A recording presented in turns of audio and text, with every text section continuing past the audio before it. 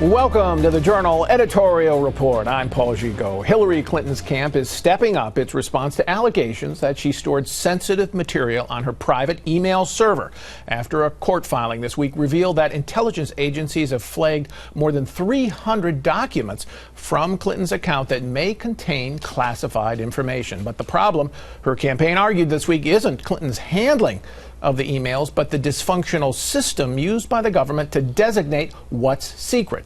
During a testy exchange with reporters in Las Vegas Tuesday, the former Secretary of State claimed she's the innocent victim of that agency battle.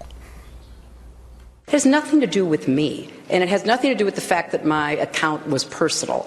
It's the process by which the government, and sometimes in disagreement between various agencies of the government, make decisions about what can and cannot be disclosed.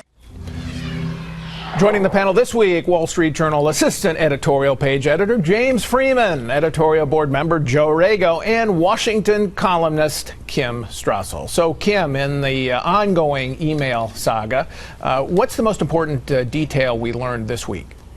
I think the most important thing, well, a couple of things. One, we have found out that the server that was turned over to the FBI was, in fact, according to Mrs. Clinton's lawyers, wiped clean.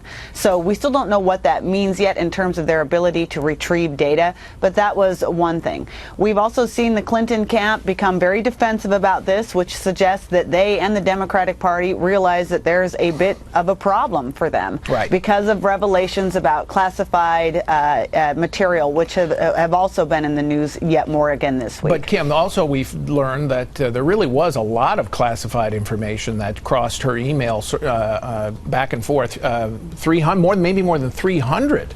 And that's just based on the documents that have been looked at so far. So this is an escalating problem of mishandling classified information.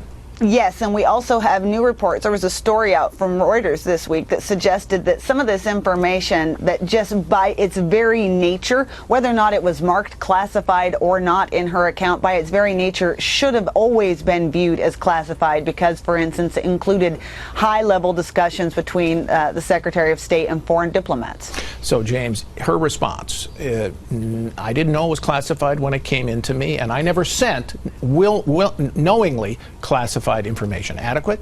No, it's not adequate. You remember the Clinton campaign also said a few weeks ago, made a stink with the press saying if she's being investigated, it's not criminal yet, but it should be a criminal investigation because for anyone not named Clinton, it would be. As Judge Mukasey, the former Attorney General, wrote in our paper last week, it's punishable by up to a year in jail for having classified information at an unauthorized location, her server. It does not matter whether she allowed someone to mark classified on it.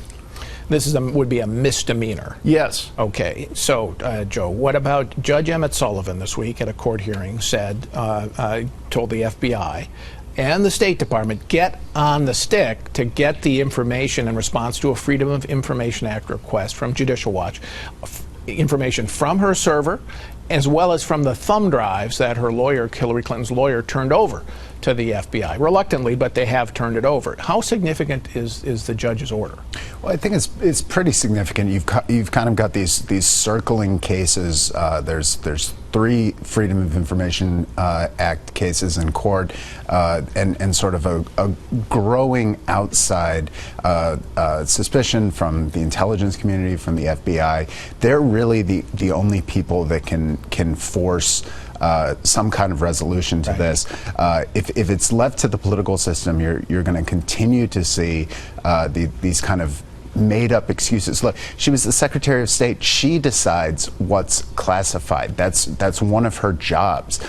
So just the fact that any of her official business was on a private server is troubling. And James, how much damage is this doing to her standing politically? Well, certainly she's been gradually, not quickly, but gradually sinking in the polls since these revelations came out in the spring. Trustworthiness going down as well. Approval rating not looking good, but she's still kind of hanging in there. She's still the leading Democratic candidate, I guess you would say. But I think this this legal problem, and maybe more on the investigative side, the potentially criminal side, than the lawsuit side, is going to be a problem, because unless she's saying she hired somebody to sit in the bathroom in Denver and review these things, the fact they're unmarked is going to be a consequence of her running this private operation. Kim, you know, a wise man once told me a slogan: if there's no alternative, there's no problem.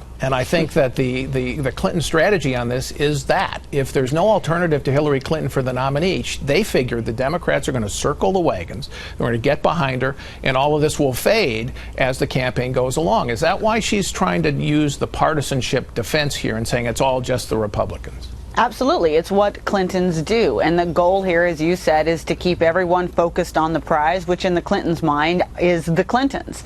I mean, I think the problem for the Clintons, though, is that Democrats are beginning to look around wondering if they don't need another person to come in. You know, the polls, in fact, just this week, there were a couple of really devastating ones for her, showing her losing in head-to-head matchups against most of the top Republican tier candidates in places like Florida and Pennsylvania, which really matter. You've also begun to have some Democrats who've been publicly started to question her. A Democratic member of Congress, John Yarmouth, actually came out and said that he was very concerned that he could never get the facts from the Clinton campaign, and worried that this might upend her run. Well, Yarmouth's career is going to be over before too long, I'll tell you that.